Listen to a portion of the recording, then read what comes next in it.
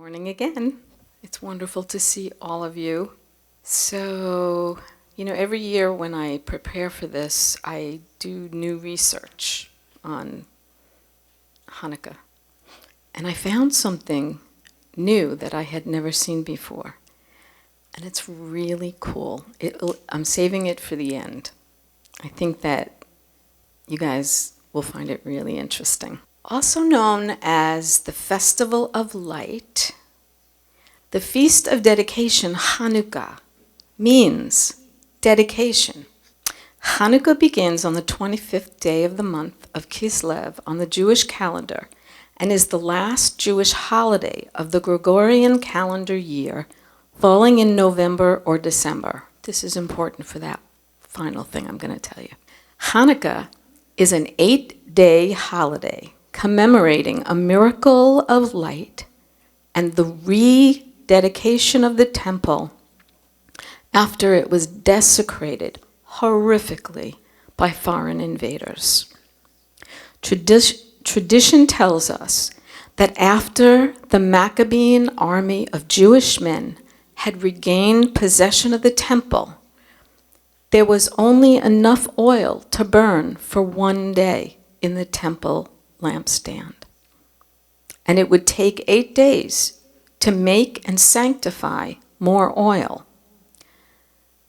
God miraculously provided light for the lampstand by making that one day's oil last 8 days. Because the light of the lampstand, the Hanukkah, was supposed to always be lit 24/7. It was a symbol of the light of God.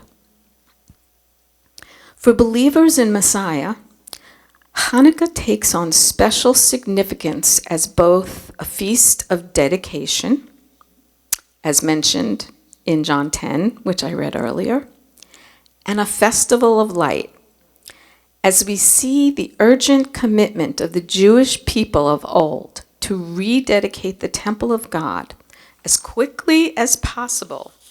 It inspires us to a fresh rededication to our relationship with God because we are His temple. Also, we celebrate the miracle of light performed during the time of the Maccabees, and we also celebrate the miracle of Yeshua, who is the light of the world. Hanukkah is celebrated with a number of traditions, including eating fatty foods, symbolic of the temple oil. If you were in an Orthodox Jewish home, you'd be eating potato latkes fried in oil and donuts. The lighting of candles on each successive night of the holiday and giving gifts of increasing value each night. There is one other highly significant event that likely took place during Hanukkah. This is it, guys. I never thought about this. We know that Messiah, Yeshua, was not really born on December 25th, a date adapted from ancient Roman festivals.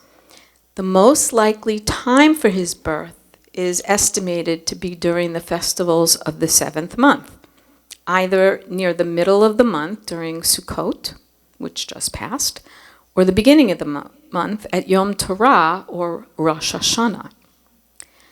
If you count backwards 40 weeks, the normal gestational period of a baby brings us to the end of the 7th month or beginning of the 8th month, which is the time of Hanukkah. It is very likely that the visit of the angel Gabriel to the Virgin Miriam, or Mary, was during Hanukkah. How appropriate it is that the annunciation of the coming of the light of the world would be during the Festival of Lights. I just got chills. Some have even found fulfillment of this prophecy from Haggai by associating it to the seed of the woman in Genesis 3:15. The Hanukkah has 8 candles for each night, and then one more for what's called the Shamash. Yeshua is the Shamash, the servant candle from which all other candles of the Hanukkah are lit. Yeshua said that he is the light of the world, John 8:12 and 9:15. At the same time, he told his followers, "You are the light of the world," in Matthew 5:14. It is our duty to shine the light of Yeshua to the world, just as the Hanukkah carries forth the light that originates in the Shamash. Hanukkah is an annual memorial of the cleansing of the temple and rededication of the altar. The light of the world is represented and symbolized, and it is a yearly reminder for us to cleanse our temples and rededicate our lives to follow Yeshua. If we confess our sins, he is faithful and just to forgive us our sins and cleanse us from all unrighteousness. Happy Hanukkah.